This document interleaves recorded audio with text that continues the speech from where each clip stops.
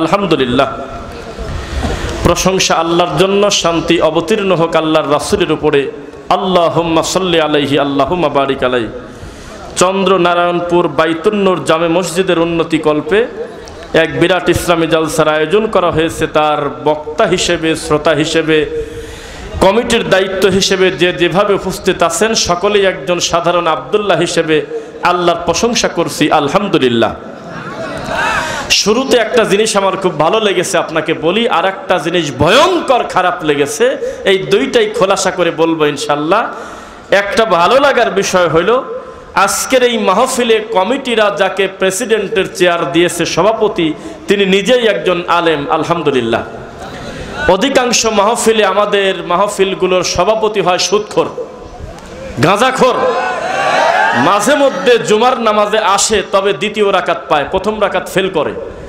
এইরকম জোকার শ্রেণীর খয়রাতি মেন্টাল বানায় হইল তাদের সভাপতি, তাছাড়া মাহফিল তারা করতে দেয় না। তা আজকে একটা ভালো কাজ করেছে, একজন আলেম মানুষকে সম্মানের চেয়ার দিয়েছেন। আল্লাহ তুমি তাকে দিনের জন্য আরো বেশি কবুল করো। হযরত মাওলানা মোহাম্মদ একরামুল হক, সহকারী মৌলভী, চন্দ্রনারায়ণপুর দাখিল মাদ্রাসা, আলহামদুলিল্লাহ।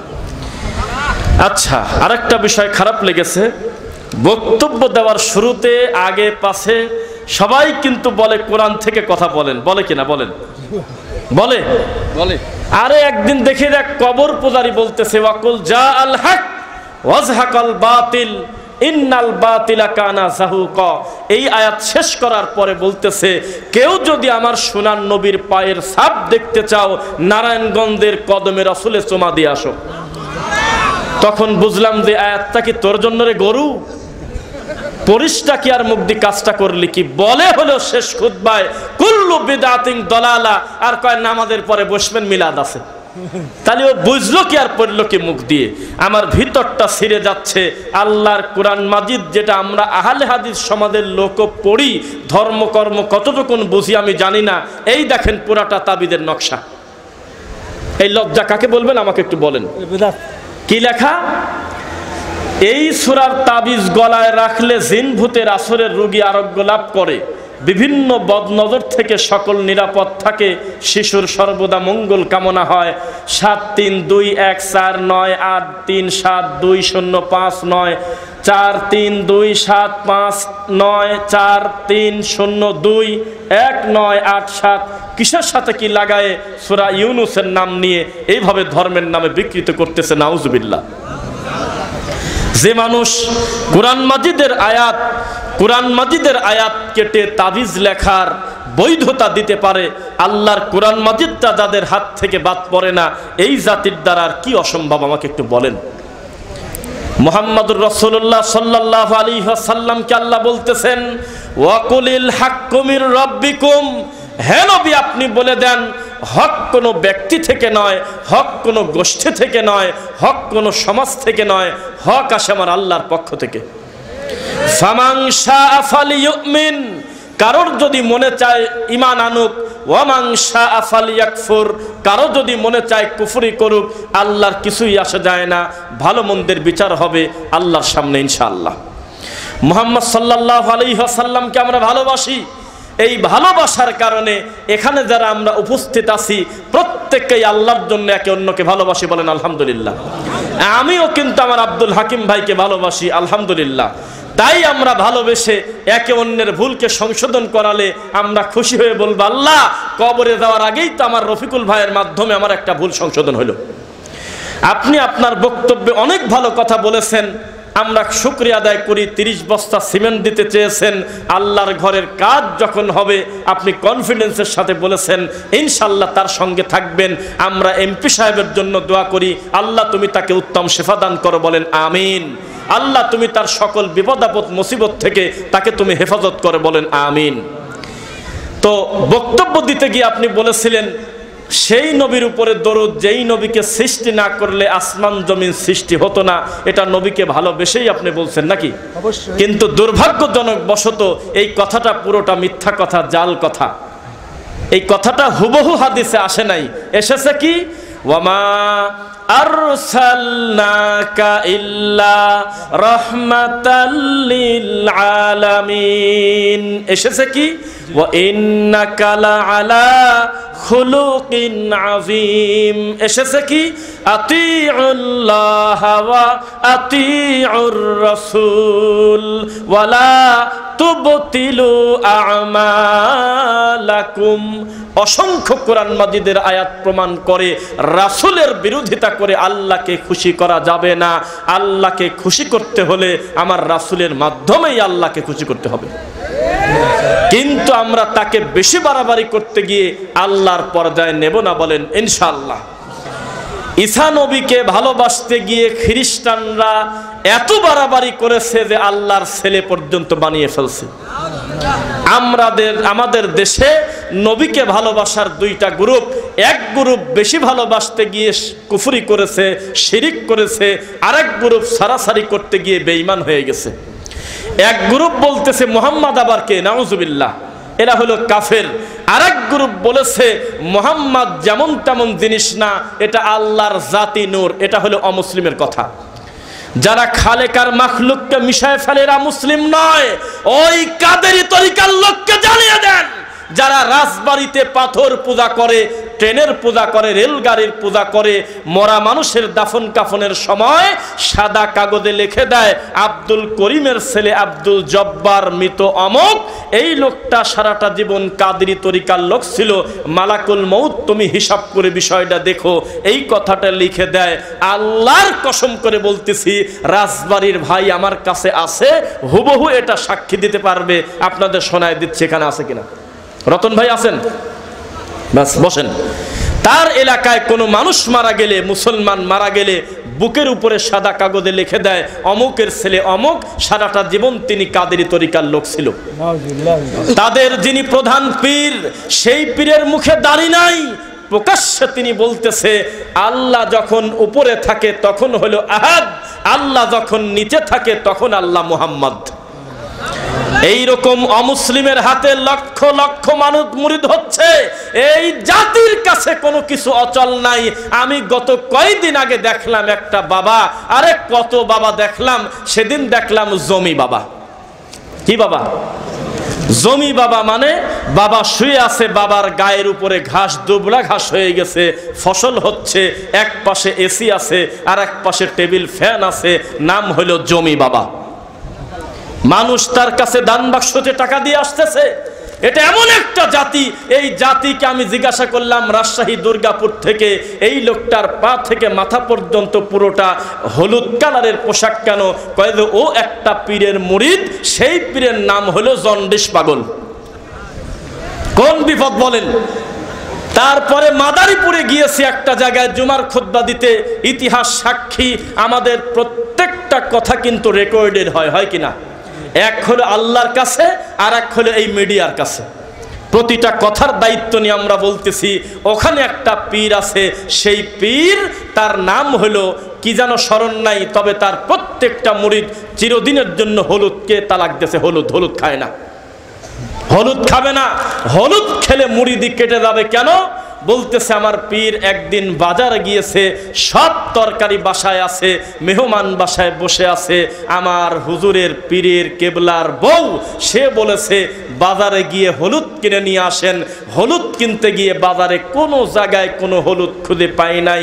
রাগ করে তার স্ত্রীকে বলেছিল আমি আমার জীবনভর কোনোদিন আমি হলুদই খাবো না। এরপরে আমাদের পীর কেবলা যতদিন বেঁচে ছিলেন কোনো দিন হলুদ খায় নাই। এজন্য তার মুরিদ হওয়ার পর থেকে ভুলেও আমরা কোনো হলুদ খাই না। কেউ যদি কোনো বিবাহে দাওয়াত দেয়, কেউ যদি কোনো মৌতিখানায় দাওয়াত দেয়, মৌতিখানা মানে বোঝেন? মৌতিখানা বোঝেন? মরা মানুষকে উদ্দেশ্য করে যে খানা আয়োজন করে, ওটা হলো শ্রাদ্ধ, ওটা হলো কুলখানি, ওটা হলো মৌতিখানা। শকুনের মতো তার বাড়িতে যাওয়ার আগে ফোন করে বলে পাতিল আলাদা করো, এক পাতিলে হলুদ দিয়ে রান্না করো, আর এক পাতিলে এক চিমটি হলুদ দিও না, নইলে কিন্তু তোমাদের বাড়িতে আমরা যাব না।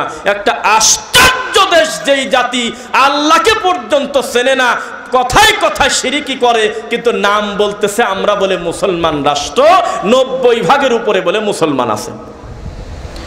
এই গত রমজান মাসে মেয়ে ছেলে ফেলে হোলি খেলেছে মুসলমানের বাচ্চা, অন্য ধর্মের একটা ইবাদতের পুঁজি, সেই জিনিস ছেলে আর মেয়ে সারা শরীরে মুখোশে আপনার রং মেখে চিৎকার করে ডান্স দিচ্ছে। মিডিয়া তার সামনে গিয়ে বলল বসে পড়েন, আর অতি দূরত্ব টাকাগুলো গুনে আপনারা একটু কষ্ট করে একটু সাইড হয়ে, হ্যাঁ আমরা মুসলমান, কি করতেছেন? বলে যে আমরা হোলি খেলতেছি। বলতেছে আপনি কি রোজা আছেন? বলতেছে হ্যাঁ আমি রোজা আছি। তো আপনার কি মনে হয় না যে রোজা হালকা হয়ে গেল? তখন তারা জবাব দিচ্ছে না, আমাদের তা মনে হয় না, রোজা রোজার জায়গা, হোলি হোলির জায়গা। এই জাতির কপালে কি আছে আপনি কিভাবে কল্যাণ আশা করেন? ওই 3 নাম্বার শ্রেণীর হুজুরকে নিয়ে আসেন আমার সামনে 10 মিনিট, যারা বলে সংসদে তাড়াতাড়ি দিন কায়েম করতে হবে, চিৎকার দিয়ে আগুন জ্বালাতে হবে, নারায়ে তাকবীর দিয়ে অমুকের গাড়ি ভাঙতে হবে, রাস্তা অবরোধ করতে হবে, যেখানে সেখানে বুকের তাজা রক্ত দিয়ে দিতে হবে, অমুককে ধরো মারো কাটো যারা বলে, এই রোগীকে আমার সামনে নিয়ে আসেন। যেই জাতি 14 কিলোমিটার পর্যন্ত কেমিক্যাল রং ব্যবহার করে পহেলা বৈশাখ পালন করে, সেই জাতিকে রাতারাতি ইসলাম কায়েম করার কথা বলে ধোঁকা দিয়ে জান্নাতের টিকিট বিক্রি করে এই চাপাই নবাবগঞ্জে, এর থেকে নোংরা কাজ আর কি হতে পারে? এই জাতি শিরিক বোঝে না, তাওহীদ বোঝে না, বেদাত বোঝে না, সুন্নাহ বোঝে না। আল্লাহর কসম করে বলতেছি, গতকালকে এই আমার এই বক্তব্য চলে যাবে চাপাই নবাবগঞ্জ, শিবগঞ্জবাসী শুনে ফেলতে পারে। শিবগঞ্জ নামে একটা জায়গা আছে, তারা আহলুল হাদিস, বংশীয় আহলে হাদিস, সেখানে মসজিদে ঢুকে দেখি জাল হাদিসের কিতাব অন্তত 30টা। ওখানে লেখা আছে রক্তাক্ত অমুক রাষ্ট্র মসজিদে জায়গা করে দিয়েছে, ওখানে লেখা আছে মা ফাতেমার জীবনী, অথচ সে মাও না, আর লেখক যে সে হলো পাক্কা খয়রাতি। ওখানে লেখা আছে ইমাম গাজ্জালির জীবনী, ওখানে লেখা আছে আবু বকরের জীবনী। কথা ভালো, তবে ভিতরে লিখেছে মিথ্যা কথা, তাদের নামে অপবাদ দেওয়া। এই বইগুলো সেখানে জায়গা পেয়েছে। জাতি কতটা বেখেয়াল হয়ে আছে! এই জাতির হয়েছে ক্যান্সার, কিন্তু আমাদের হুজুররা চিকিৎসা করা বাদ দিয়ে তাদের হাতে একটা করে নাপা ধরায় দিচ্ছে। এটা হলো আমাদের সমাজের চিত্র। বর্তমান মানুষ পাপকে পাপ মনে করে না। এই যে কয়দিন আগে ঈদুল ফিতর গেল, কি মনে আছে কথা? দেখি জেগে আছেন কিনা? লিল্লাহি তাকবীর, আলহামদুলিল্লাহ। কয়দিন আগে কি গেল? আমার দিক তাকান, আমি কিন্তু আমার সামনে কয়জন লোক আছে এইটা মনে করে বক্তব্য দেই না। 3 জন খালি মাইকালাও যদি থাকতো আমি এই গতি নিয়েই কথা বলতাম ইনশাআল্লাহ। গত কয়দিন আগে কি গেছে? পৃথিবীতে পালনীয় খুশি হওয়ার 2টা দিবস আছে, 1 ঈদুল আজহা, 2 ঈদুল ফিতর। পৃথিবীতে পালনীয় 3 নাম্বার কোনো দিবস নাই। বোঝা যাচ্ছে? এত সুন্দর একটা ঈদুল ফিতরের দিন মুসলমানের বাচ্চা বলে কি জানেন? কয় যে ঈদের দিন আমার ঘুম আসে, ঈদের দিন আমার ঈদ ঈদ মনেই হয় না, আমি কিভাবে যে দিন চলে যায় ঠিক পাইনি, কোথাও যায় না। কি করো? কয় যে সারাদিন ঈদের দিন ঘুম পারি, আমার অত আনন্দ ফুর্তি তো আসেই না। আসবে কিভাবে? তোমার ফুর্তি চলে গেছে 14ই ফেব্রুয়ারি ভ্যালেন্টাইন ডে নামক নোংরা ডেতে, তোমার খুশি চলে গেছে র‍্যাগ ডেতে, তোমার খুশি চলে গেছে আপনার 12ই রবিউল আউয়ালের মতো মিথ্যা নবীকে ভালোবাসার নামে, নবীর নামে মিথ্যা অপবাদ দিয়ে ঢোল বাজানোর দিনে। তোমার মিথ্যা দিবস চলে গেছে মুহররমের দিনে ঢোল তবলানোর কারণে। তোমার খুশি চলে গেছে পহেলা বৈশাখে ব্যান্ড সঙ্গীতের আয়োজন করা। তুমি ঈদুল ফিতরের দিন আনন্দ পাবে কিভাবে? তুমি ঈদের নামাজের পর্যন্ত জামাত মিস করো। আমাদের দেশের হুজুররা বলতেছে সকাল থেকে আর আছে 50 মিনিট, আর আছে 30 মিনিট, আর আছে 20 মিনিট। আজকে যদি জামাত মিস করেন কর্তৃপক্ষ দায়ী থাকবে না। এভাবে চিৎকার দিয়ে দিয়ে বলতেছে একটাও চলবে না। মোট নবীকে বিরোধিতা করা। নবী বলেছে লা আজান আজান নাই, ওয়ালা নেদা ডাকাডাকি নাই, ওয়ালা ইকামা ইকামত নাই। মানুষ 1 মাস সিয়াম পালন করেছে, ইমানের গতিতে মানুষ ঈদের মাঠে চলে যাবে। সালাত শুরু হওয়ার পূর্বে একটা কথা হবে না, জুমার খুতবা আগে নামাজ পড়ে আর ঈদের নামাজ আগে খুতবা পড়ে। কে কার কথা শোনে? খুতবা শুরু হওয়ার আগে 1-1.5 ঘন্টা ভরে বক্তা কান্নাকাটি করে, তারপরে নিয়ত বলে দিচ্ছে কি সব কাণ্ড করে, এরপরে খুতবা দিচ্ছে। আল্লাহ তাদের হেদায়েত দিক, বলুন আমিন। প্রত্যেকটা ইবাদত ক্ষত বিক্ষত করে দেওয়া হচ্ছে শুধুমাত্র সময় মতো ইফতার করার কারণে। নারায়ণগঞ্জে মুসলমানকে রক্তাক্ত করছে, দেখেছেন আপনারা? সময় এই খুব অবস্থা একটা পর্যায়ে আমি তো আছি, মনে আছে আমার, যেহেতু প্রতিষ্ঠানের স্বার্থে প্রোগ্রাম, আমিও চেষ্টা করবো একটু কালেকশন করার ইনশাল্লাহ। তবে এখন আপনারা কেউ ওঠানামা করবেন না, মনে থাকবেন ইনশাল্লাহ। আমরা বক্তব্যের একটা পর্যায়ে আছি। শুধুমাত্র আল্লাহর রাসূলের কায়দায় ইফতার করার কারণে নারায়ণগঞ্জে আল্লাহর ঘর ভেঙে দিয়েছে তারা। শুধুমাত্র রাসূলের তরিকায় সময় হওয়ার সাথে সাথে খেজুর মুখে দেওয়ার কারণে, আজান দেওয়ার কারণে মুসলমান হয়ে আরেক মুসলমানের নাক ফাটিয়ে দিয়ে রক্তাক্ত করেছে। দেখেছেন কারা? হাত নামান। এ জাতির কপালে কল্যাণ কিভাবে আশা করা যেতে পারে? মিনিটে মিনিটে নবীর সুন্নাহকে ব্যঙ্গ করাটাই যেন আমাদের দেশের হুজুরদের ধর্ম। এবার আমার দিকে তাকান। এই তো কয়েকদিন আগে দেওবন্দি একটা হুজুর মুফতি উসামা এরকম নামে, আর তার বিপরীতে ব্রাদার রাহুল আমাদের ভাই বাহাস করছেন কিনা বলেন? সারা পৃথিবী দেখলো যে তারা গরুহারা হেরে গেল, যদিও ব্যক্তির জয় হয় নাই, ইসলামের জয় হয়েছে। আমাকে একজন হোয়াটসঅ্যাপে লিখতেছে 3 বার, হুজুর আমি তো কর্ম করি, ব্যস্ত, বাহাসটা শোনার সুযোগ পাই নাই, রাহুল জিতেছে না ওসামা জিতেছে? তা আমি জবাবই দেইনি, আমার মেজাজ খারাপ, জবাবই দেইনি। 3-4 বার বলার পর বলতেছে আপনারা অহংকার করেন, একটা জিনিস জানবীর সালাম বললেন না, 3 বার ফোন দিলাম ধরলেন না। আমি বললাম তুমি হলো রোগী, ওসামাও জেতে নাই, রাহুলও জেতে নাই, জিতেছে হলো আল্লাহর তাওহীদ, জিতেছে হলো ইসলাম, হেরেছে হলো ভণ্ড বিদাতিরা। এটাকে ব্যক্তির জয় বলে না, ইসলামের জয় বলে, সুন্নাতের জয় বলে, বিদাতের বিসর্জন বলে। এটা কোনো ব্যক্তির জয় না। সারা দুনিয়া দেখলো ব্রাদার রাহুলের দলিলের কাছে একেবারে প্রতিবন্ধী শিশুর মতো হা করে তাকিয়ে আছে। ব্রাদার রাহুল ভাই মাঝে মধ্যে বলে, আমি তো মনে করছিলাম আপনি মনে হয় আরো কত দলিলাদি নিয়ে বসেছেন, লজ্জার ব্যাপার, আপনার তো কোনো কিছুই নেই। আমি যদি আপনার দলে থাকতাম আমি তো আরো কিছু দলিল পেশ করতাম, তার অবস্থা যত খারাপ হয় হোক। আপনি কি কারণে আমার সাথে বসলেন? সারা দুনিয়া দেখলো তারা কোনো সহি দলিল দিতে পারে নাই। শেষ পর্যন্ত কোনো ভুল ধরতে না পেরে বলে ও পানি খাইছে কি গামে। জাতি কত বড় রোগী দেখেন। লজ্জা সারা দুনিয়া দেখেছে সত্য কাকে বলে। এরপরেও আবার মিনিটে মিনিটে লাইভে এসে আমাদের ব্রাদার রাহুল ভাইকে সিস্টার বলে ব্যঙ্গ করতেছে, বলেন নাউজুবিল্লাহ। বিসাল ইসমুল ফুসুক বাদাল ঈমান। কেউ যদি কারো নাম বিকৃত করে যে নাম তার পছন্দ না, এমন কাজ করার কারণে তার কবিরা গুনাহ হয়। কি হয়?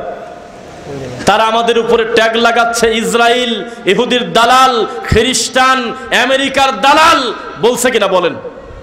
বলে কিনা? এইভাবে অপবাদ দিচ্ছে। তবে সময় আসতেছে ইনশাল্লাহ তুমি টিকতে পারবে না দলিলের সামনে।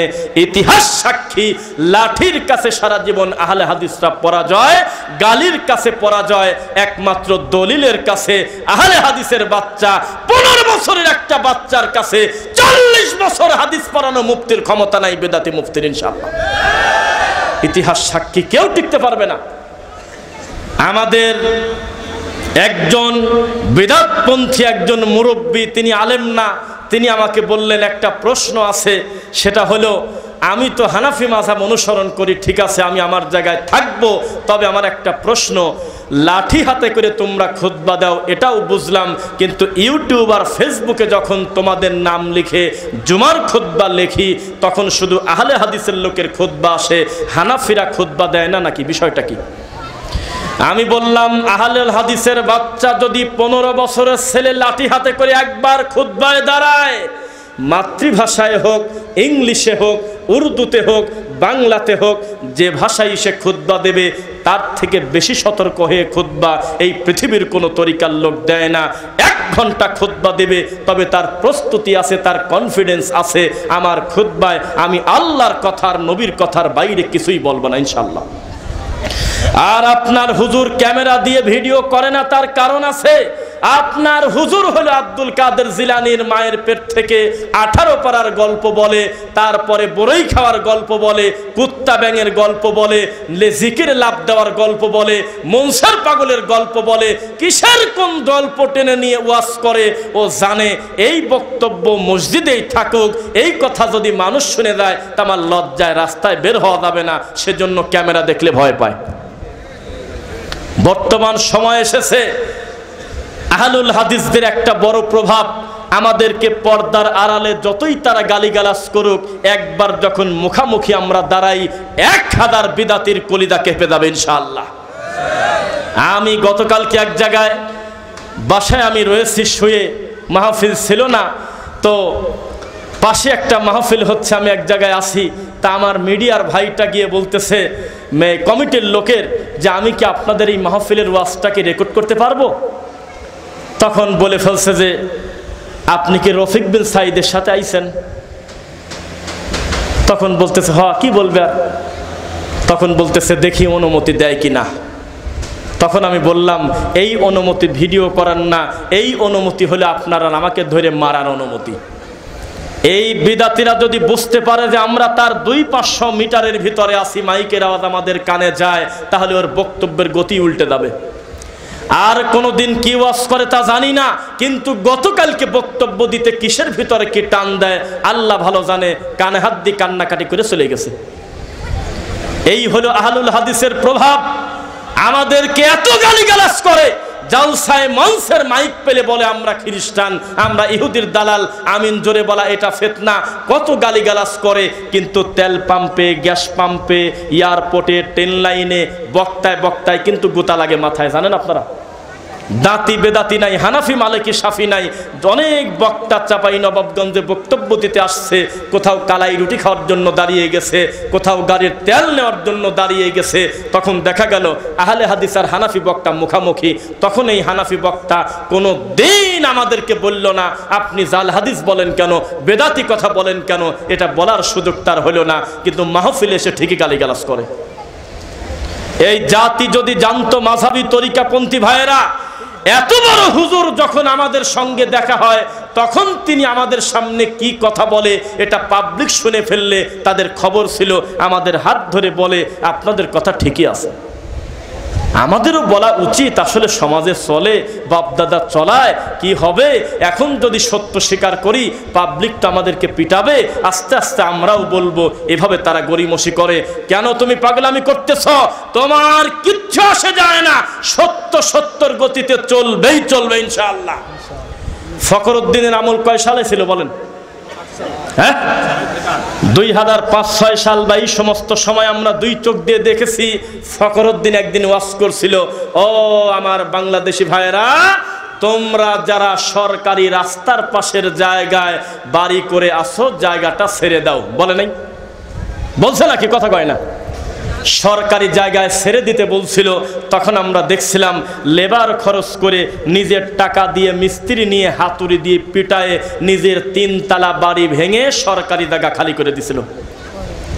আর নোটিশ পাওয়ার পরেও যদি কেউ না ভাঙছে, সরকারি গাড়ি এসে ভাঙার কারণে একদিনের তেল খরচ আর এই লোকজনের লেবার বিল দেওয়া লাগছে জরিমানা সহ। মিথ্যা বলছি? তোমাকে আমরা চিৎকার দিয়ে বলতেছি, 100 বছর ধরে, 200 বছর ধরে, 1450 বছর ধরে তাওহীদপন্থী মানুষ বলেছে, ও কবর পূজারী, কবরে সেজদা দিও না, তুমি শোনো নাই, সময় আসতেছে মায়েরও খাবে, চোখ দুটি হারাবে। তোমাকে আমরা বহুকাল চিৎকার করে বলেছি মিলাদ পড়া হলো বিদআত, অথচ সেই বিদআত আস্তে আস্তে উঠে যাচ্ছে। মাঝখানে এখন সময় এসেছে, মুসল্লিরা হুজুরকে এখন টোকাচ্ছে আর বলতেছে এই বিদআত ছাড়বেন কবে তাই বলেন। ইনশাআল্লাহ এই তো দ্রুতই এমন টাইম প্রায় এসে গেছে, তাবিজ কবজ বিক্রি করে, ব্যবসা করে যারা, এই হুজুররা এলাকায় এলাকায় ফেরি করে সম্ভবত ঘুরবে, বেতন যেহেতু কম। এই এলাকায় কি তাবিজ নেওয়ার কেউ নাই? বাচ্চা কান্নাকাটি করে এমন বাচ্চা কি নাই? ভিতর থেকে লাঠি হাত করে মেয়ে ছেলে ফেলে বলবে পিটায় চামড়া তুলে দেব, তুই অটো চালিয়ে খা।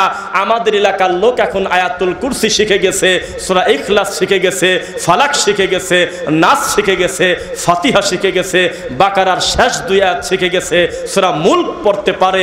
এখন তোর তাবিজের দিন নাই, যা। চিৎকার দিয়ে দিয়ে এলাকায় ঘুরবে।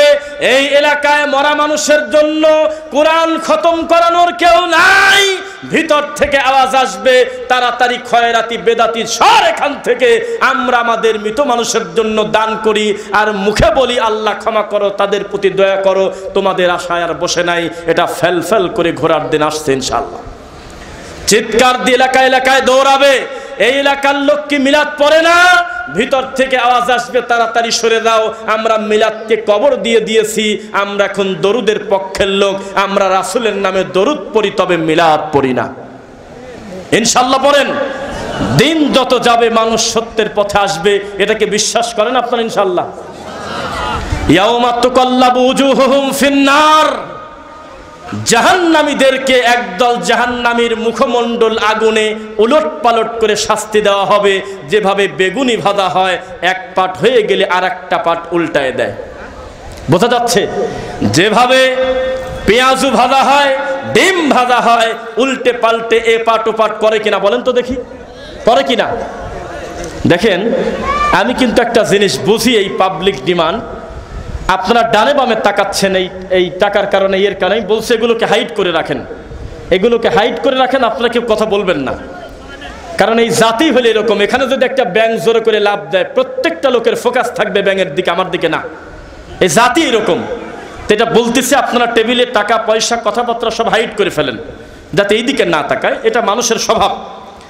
ইনশাআল্লাহ লিল্লাহি তাকবীর। আল্লাহ আমাদের সকলকে তুমি দিনের জন্য কবুল করো। আপনাদের কিছু দুর্ভাগ্য আছে, আপনারা লিপস্টিক হুজুরকে প্রধান বক্তা বানান। আজকে কথা বলবো, তারপর এখান থেকে যাব। নাম নেন হলো লিপস্টিক হুজুর, যে মেয়ে ছেলে ফেলে সুরসুরি বক্তব্য দেয়, ঠোঁটে লিপস্টিক মাখে, আর অর্ধ উলঙ্গ মেয়েদের সামনে বলে নারীদের চেহারা দেখে তোমার যদি মানসিক শান্তি লাগে, দ্যাটস এনাফ ফর ইউ। মিথ্যা বললাম? এই সমস্ত জোকার, এই সমস্ত ইউটিউবার টিকটকার ভণ্ড হুজুর চুলটুল এইরকম ভেংসি করে, বাইকের উপরে উল্টে উল্টে পড়ে হেঁটে যাচ্ছে, আর এরকম টিকটক করতেছে, আর মেয়ে ছেলে ফেলে লিখতেছে আপনার মতো স্বামী পেলে ভাগ্য কত ভালো রে। এইরকম বেয়াদব মার্কা জোকারকে এই আশেপাশের সমাজে প্রধান বক্তা করে নিয়ে আসেন আপনারা, অথচ নাম নিচ্ছেন হলো বুকে হাত বাঁধেন, জোরে আমিন বলেন, নাম নিচ্ছেন আহলে হাদিস। আমি ঠিক পাই। আপনাদের প্রধান বক্তার নাম হলো ওই কুষ্টিয়ার জোকার যে আহলে হাদিসকে আহলে খবিশ বলে গালি দিয়েছে। আপনাদের সেই রকেট হুজুর হলে আপনাদের প্রধান বক্তা। আশেপাশের মাহফিলের পোস্টার আমার চোখেও 2-1টা পড়ে। তখন আমি চিন্তা করি, আল্লাহ, এ কোন জাতির বিবেক, যে জাতির ছেলে বৃত্তি পেয়েছে এটা শুনে তার মনে খুশি লাগে না? এর চাইতে কপাল পোড়া কি হতে পারে? আমাদের এই দেশে সালাফি দায়ীর অভাব নাই। মদিনা বিশ্ববিদ্যালয় বিশ্বের সবচাইতে বিশুদ্ধ আকীদার প্রতিষ্ঠান। সেখান থেকে প্রতি বছর শত শত মাদানী আলেম আমরা আমাদের এই দেশে পাচ্ছি কিনা বলেন? আমাদের এই দেশে আকীদার উপরে, মানহাজের উপরে, ফিকহের উপরে, হাদিসের উপরে পিএইচডি ডক্টরের ডিগ্রিধারী কত বিদ্বান এই দেশে আছে। এই এলাকায় আছে ডক্টর আসাদুল্লাহ গালিবের জন্ম হয়েছে অন্য জায়গায়, তবে দাওয়াতি কাজ করতেছে এবং প্রতিষ্ঠান সহ এখানে শায়েখ আব্দুর রাজ্জাক বিন ইউসুফ হাফিজাহুল্লাহ, তার পরিবার রয়েছে, ডক্টর মুজাফফর বিন মোহসিন হাফিজাহুল্লাহ রয়েছে। এই দেশে শত শত মাদানী আলেম রয়েছে, বড় বড় ডক্টর বিদ্বান রয়েছে, একটাও পছন্দ হয় না এই চাপাই নবাবগঞ্জের প্রধান বক্তা হলো পুষ্পা হুজুর। আপনি চ্যালেঞ্জ করলাম, আমি এখন দিয়ে দেবো, পোস্টার আমার কাছে আছে। পুষ্পা হুজুর প্রধান বক্তা। আমি বললাম যে এরা কি হানাফি নাকি কবর পূজারি নাকি? কয় যে না, বংশীয় আহলে হাদিস। বিচার একদিন তোমার হবে। তুমি লোক ভেরানোর জন্য মানুষ যাতে বেশি বেশি চলে আসে, এই কারণে যদি তুমি মাহফিল জমাতে চাও, আগামী বছর তাহিরিকে নিয়ে আসো, তার নামের উপরে লোক জমা হয়ে যাবে প্রায় 1 লক্ষ। খবরদার, শুধু আমিন বলা নয়, মৃত্যু পর্যন্ত আমিন জোরে বলা ছাড়বো না, কারণ এটা নবীর সুন্নাহ, এটা ভিন্ন কথা। হাত বুকেই বাঁধবো, সারাটা জীবন রফলাদাইন করব, সারা জীবন পায়ের সঙ্গে পা মিলাবো, এগুলো সুন্নাহ। তবে এর বাইরেও যে আমল আছে, যদি না জানেন, এগুলোকে যদি বেশ করে চলতে থাকেন, ভবিষ্যৎ প্রজন্ম ভয়াবহ বিপদে আছে, এটা আপনি মনে রাখবেন। প্রচুর পরিমাণ শিক্ষা গ্রহণ করতে হবে। কে আমার আপন, কে আমার পর। যারা প্রকাশ্যে মানুষের সামনে বলে আহলে হাদিসরা হলো ফিতনাবাজ, তারা হলো ইহুদির দালাল, এমন নিকৃষ্ট প্রাণীকে আপনারা প্রধান বক্তা যদি করেন, আল্লাহর কাছে হিসাব দিতে হবে কিনা বলেন? আপনারা মানে এই মাহফিলের লোক তা কিন্তু আমি বলি নাই, আমি বলেছি এই ঘটনা চলে কিনা এই জেলায় বলেন। এই হলো অবস্থা। জাতির পরিস্থিতি বিপর্যয় কত বেশি। এই যে কয়েকদিন আগে বাপ তার ছেলেকে সকালবেলা ফজরের নামাজ পড়ে এসে কোরাল দিয়ে কুপায় মারি দিয়েছে, দেখছেন? হ্যাঁ, দেখছেন আপনারা? কোথায় আপনি কোন বিষয়ে কথা বলবেন আপনি আমাকে বলেন। দিন কোথায় যাচ্ছে, পরিস্থিতি কত জটিল। সন্তান আজকে পথহারা হয়ে যাচ্ছে। এই বর্ডার এলাকায়, নদী এলাকায় যাদের বাড়ি, বহু জায়গায় আমরা খবর নিয়ে দেখছি, এক বেলা ভাত খায় আর 2 বেলা গাঁজা খায়। নেশায় আক্রান্ত হয়ে বাপ মা মায়ের কানের তার টেনে ছিঁড়ে নিয়ে চলে যাচ্ছে, স্বর্ণ চুরি করে নিয়ে যাচ্ছে, টাকা পয়সা যেখানে রাখতেছে নিয়ে যাচ্ছে, কারণ যে নেশা করে তার কোনো হায়া লজ্জা থাকে না। এই নেশা ঢুকে গেছে রাজশাহী চাঁপাইনবাবগঞ্জে, ভয়াবহভাবে বাচ্চারা নেশা করতেছে। 20 বছরের একটা ছেলে, নিশ্চিত বলা কঠিন এই ছেলে নেশা থেকে মুক্ত আছে। দিন যত যাচ্ছে পরিস্থিতি জটিল। এই মানুষের ইজ্জত সম্মান বলে কিছু আর নাই। ঈদের সালাত আদায় করতে লোক পাওয়া যায়, জুমার সালাত আদায় করতে লোক পাওয়া যায়, ফজরের সময় একামত দল লোক খুঁজে পাওয়া যায় না। জাতির কপালে কি আছে, পরিস্থিতি জটিল। আর কতদিন গল্প কিচ্ছা কাহিনী শুনে দিন কাটাবেন? সময় এসেছে কোরআনের কথা শোনার, বলেন ইনশাআল্লাহ। শোনেন, একজন কবর পূজারী কবরে সেজদা দেওয়ার সাথে সাথে উঠে পড়ে, ঠিক কিনা বলেন? কে বললো ঠিক? কবর পূজারী কবরে সেজদা দিলে 10 মিনিটের উপরে নিচে মাথাই তোলে না। কত ভক্তি নিয়ে আদবের সাথে কবরে সেজদা দিয়ে পড়ে আছে, অথচ এটা ঈমান হারানোর জন্য একটা যথেষ্ট কর্ম শিরিক। এত বড় খারাপ কাজ করতেছে কত আন্তরিকতার সাথে। আর আল্লাহর ইবাদতকারী আল্লাহকে সেজদা দিয়ে আধা ঘন্টা কাটিয়েছে এমন মানুষ এখন যদি হাত তুলতে বলি 10 জনও উঠবে না। উঠবে তবে 10 জন পাওয়া কঠিন আছে যে আমি 2 ঘন্টা আমি আমার আল্লাহকে সেজদা দিয়ে হাউ মাউ করে কান্না করে শেষ রাতে আমার পাপের কথা আমি আমার আল্লাহকে বলছিলাম। এ জাতির তাকদিরে কি আছে আপনি বলেন? চতুর্দিকে ফিতনা ফাসাদ। এই রাজশাহী অঞ্চলের চাপাইয়ের লোক জীবনে শোনে নাই যে আহলে কোরআন নামক একটা গ্রুপ বের হবে, যেই গ্রুপ নবীর হাদিসকে ব্যঙ্গ করবে, ঠাট্টা করবে। শুনছিলেন কোনোদিন? এই গ্রুপ এখন বিশ্ববিদ্যালয় পর্যন্ত ঢুকে গেছে। তারা বলতেছে শুধু কোরআন মানবো, নবীর হাদিস মানেই হলো বাতিল। নাউজুবিল্লাহ। হিজবুত তাওহীদ ঢুকে গেছে। এর প্রতিষ্ঠাতা হলো বিড়িখোর, আর বর্তমান দায়িত্বশীলের মুখে দাড়ি নাই, টাকনুর নিচে প্যান আছে, মেয়ে ছেলে ফেলেকে বিপর্দায় ঘোরায় আর বলে যে পর্দা করতে হবে। এমন কথা তো কোরআনে নাই। নাউজুবিল্লাহ। পহেলা বৈশাখে গান বাজায়, বর্ষ উদযাপন করতেছে, বলা হচ্ছে গান কেন বাজাচ্ছেন? বলে যে গান তো নবী নিজেই শুনছেন। নাউজুবিল্লাহ। কি ফিতনা ফাসাদের যুগ আপনি আমাকে বলেন। দিন দিন আমার বাচ্চা আপনার বাচ্চা কোথায় চলে যাচ্ছে, পরবর্তী প্রজন্ম নিয়ে ভয় আছে কিনা একটু মুখ দিয়ে বলেন, আছে কিনা? সাবধান, তাকে সঠিক আকীদা দেন। আপনার সন্তান বিদাতি প্রতিষ্ঠানে পড়বে কেন? জবাব দেন আমাকে আপনি। কেন পড়বে? জবাব দেন। কারণ তার ফাউন্ডেশনই হলো আল্লাহ বিরোধী, রাসূল বিরোধী। এমন একটা বিদাতির কাছে আপনি দিন ছেড়ে দিলেন কেন? ওর কর্মই তো নবীর সুন্নাহকে ব্যঙ্গ করা। তবে ইতিহাস সাক্ষী, আল্লাহর রাসূলের সুন্নাহকে নিয়ে, দিন নিয়ে যারা ইয়ারকে ঠাট্টা করেছে তাদের পরিস্থিতি কারোরই ভালো নাই। আছে? আছে? ওই যে একটা হুজুর জেলখানায় ঢুকে গেল, সবাই বলল এই করার কারণে সেই করার কারণে। আমি সেই সময় একটা বক্তব্য দিছিলাম, কি পরিমাণ গালি যে আমাকে সবাই দিছিল আমি জানি না। আমি শুধু বলছিলাম এই বক্তা জেলে গিয়েছে কি কারণে তা জানি না, তবে আমার একটা ব্যাপারে খুব মনে দুঃখ, ও খোলা মাঠে লক্ষ লক্ষ শ্রোতার সামনে আমার নবীর ঠোঁট নাড়ানো দেখানোর মতো দুঃসাহস দেখাইছিল। দেখছিলেন আপনারা? কেউ বলছিল যে আপনারা সবাই রেডি হন, আমি আমার নবী কিভাবে ঠোঁট নাড়াতো আমি দেখাবো। দেখাইছিল এটা? নাউজুবিল্লাহ। থাক, নাম বলেন না। এই কর্ম যখন করলো তখন ভিতরে ব্যথা পাইলাম যে পাগল কি করে, আমার নবীর কোনো চিত্র ফটোকপি দুনিয়াতে নাই, কোনো মূর্তি নাই, আর এই নবীকে ব্যঙ্গ করতেছে আর বলতেছে আমি তার ঠোঁট নাড়ানো দেখাবো, তার বিচার হবেই হবে। এমন মাঝখান দিয়ে বড় করে সোফার মতো করা আছে, সামনে টেবিল আছে, কোরআন রাখা আছে, সালাম ফিরানোর পরে স্থানীয় লোকাল মুসল্লিরা কোরআন নিয়ে হেলান দিয়ে পড়া শুরু করছে। আমি মিথ্যা বললাম না সত্য বললাম? হ্যাঁ আছে, হাত নামান। প্রত্যেকটা মসজিদে আল্লাহর কোরআন তেলাওয়াত করতেছে তারা, হাতের উপরে কোরআন নিয়ে। 15 বছরের ছেলে, 10 বছরের ছেলে, 40 বছরের বৃদ্ধ, 70 বছরের বৃদ্ধ চশমা নিয়ে হেলান দিয়ে সুন্দরভাবে কোরআন পড়ার ব্যবস্থা আছে। আর আমাদের সমাজে মসজিদে কোরআন রাখার জায়গা নাই, ফাদায়েলে আমল রেখে দিয়েছে, মকসেদুল মুমিনিন রেখে দিয়েছে, তাজকিরাতুল আউলিয়া রেখে দিয়েছে। কোরআন মাজিদ আছে তবে পড়ার লোক নাই। মিথ্যা বললাম নাকি? বোঝা যাচ্ছে না এই কথা? আপনাদের পরিশ্রম নাই, চেষ্টা নাই।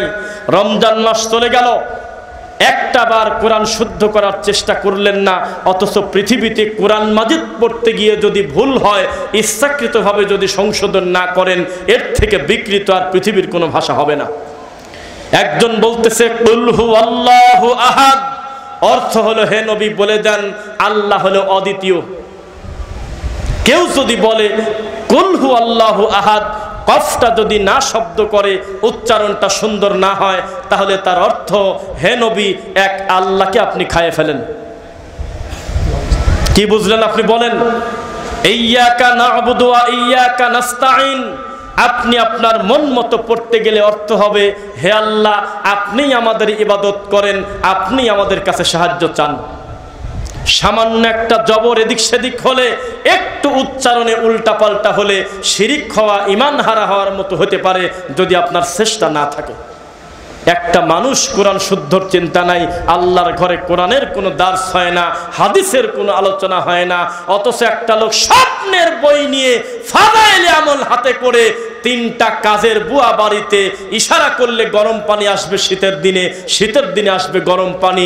এই লোকটা তার আরামের বিছানা, লক্ষ টাকার খাট রেখে, হাজার হাজার টাকার ফ্যান রেখে চলে গেছে দূর থেকে দূরান্তে নোয়াখালী, 40 দিনের মানত করে গেছে, কনকনে ঠান্ডার ভিতরে একেবারে মসজিদের ফ্লোরে শুয়ে আছে, তখনও তার হাতে কোরআন নাই, হাদিস নাই, আছে হলো ফাদায়েলে আমল।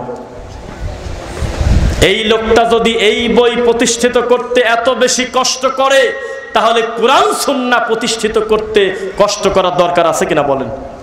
কষ্ট করা লাগবে কিনা? আমি কিন্তু আজকে বক্তব্য দেওয়ার আগে নিয়ত করে বসেছি, একটা বক্তব্যের শব্দে আগেও তাই কোনো হাসি ঠাট্টার খোরাক নিয়ে যাব না, অহেতুক কোনো কথা না, পুরোটা বক্তব্য হবে ঈমান জাগ্রত করার জন্য আমাদের করণীয় এবং বর্জনীয় কি, ইনশাআল্লাহ। বোঝা কি যাচ্ছে? এই যে লেখা রয়েছে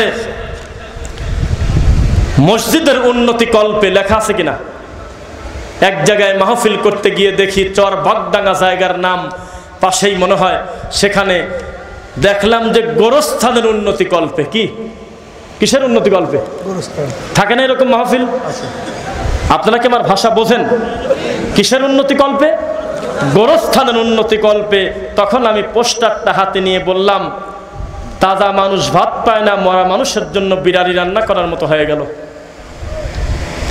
দরকার হলো জীবিত মানুষের ঈমানের উন্নতি, মরা মানুষের আবার উন্নতি কিসের?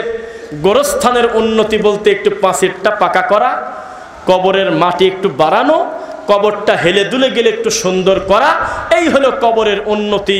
কিন্তু তাজা মানুষের উন্নতি 70 বছর চেষ্টা করেও এখনো সুন্দর হয় নাই।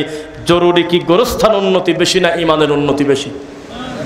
মাহফিল হতে হবে ঈমান এবং আমলের উন্নতি কল্পে। বলেন ইনশাআল্লাহ।